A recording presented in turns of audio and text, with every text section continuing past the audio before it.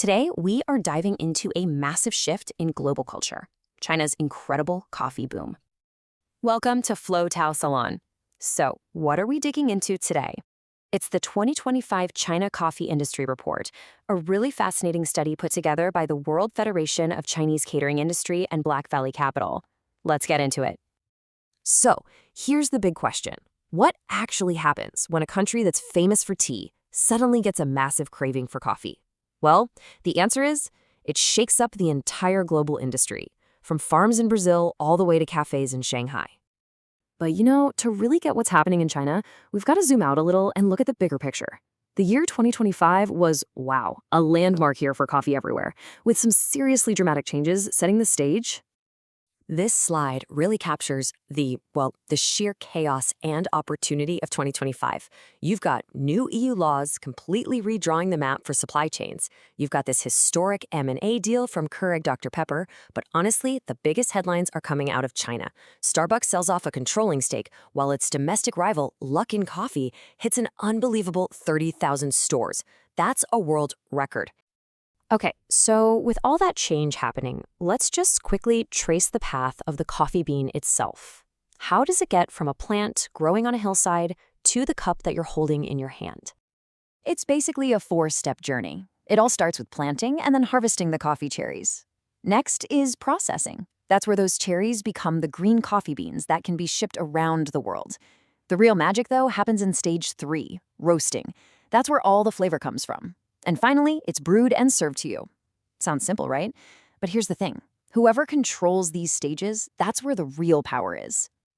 And at the heart of this whole story are two main characters, Arabica and Robusta. Just think of Arabica as kind of this sensitive artist. It's trickier to grow, doesn't produce as much, but it gives you those rich, amazing flavors in specialty coffee. Robusta, that's the workhorse. It's way easier to grow, gives you a huge yield, and has a bolder, stronger flavor. Perfect for blends and instant coffee. This difference is absolutely key to understanding the market. And that brings us to the main event, China's incredible coffee boom.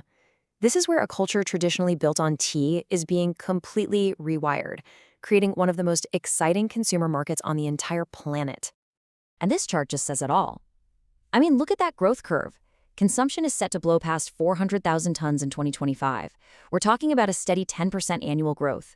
This isn't just some passing trend. It's a massive shift in the daily habits of hundreds of millions of people. So where are all these coffee beans coming from? Well, in 2024, the top 3 suppliers to China were the usual suspects, the global powerhouses. Brazil was leading the pack, with Colombia right behind, and then Vietnam. This just goes to show how China's growing thirst for coffee is directly impacting huge economies all around the world. This slide just captures the central battle in the market so perfectly. In one corner, you got Starbucks, the brand that pretty much introduced modern coffee culture to China. And in the other corner, you have this domestic titan, Luckin Coffee. And they're not just opening stores. They're building these enormous factories, taking control of their own supply chain. It's the classic battle, the established global giant versus the disruptive local champion. And just to put Luckin's scale into perspective, let's look at this number one more time. 30,000 stores. That is more coffee shops in a single country than any other brand on earth. That kind of scale lets them completely change the game on price and accessibility for the average Chinese consumer. And this quote right here, it captures the single biggest shift perfectly. Coffee in China has gone from being this aspirational luxury product to an everyday ritual. And that change is the foundation for everything else that's happening in this market. So, after digging through this whole report, what are the big takeaways? What does this all mean? Well, we've boiled it down to 3 crucial findings that really explain where the market is today and, more importantly, where it's headed next.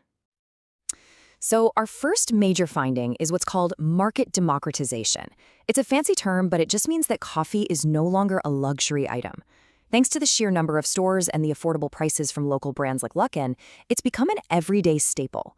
It's now something millions of people can enjoy, people who used to see it as way out of reach. The second key insight, the whole game has changed. It's not just about opening more cafes anymore. No, the real battle is now being fought over the supply chain. Companies are pouring money into building their own local roasting facilities, buying up other companies, anything to secure their supply of beans. control is the new currency. And finally, the third big takeaway is that innovation is absolutely exploding.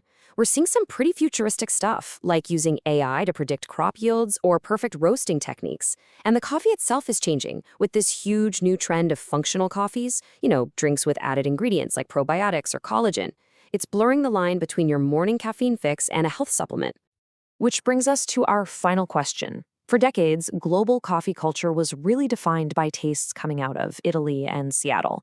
But now, with a market this huge, and with all its unique innovations, you have to ask, as China's taste for coffee grows and evolves, will it be the one to write the next chapter for the rest of the world?